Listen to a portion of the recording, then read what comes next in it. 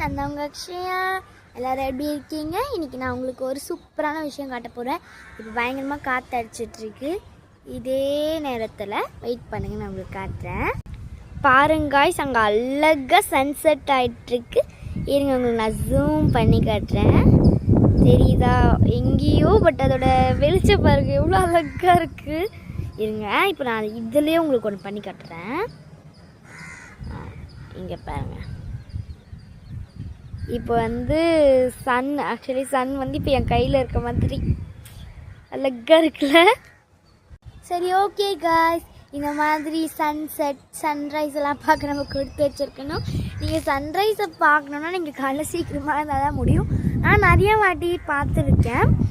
எந்த side sunrise ஆகும்,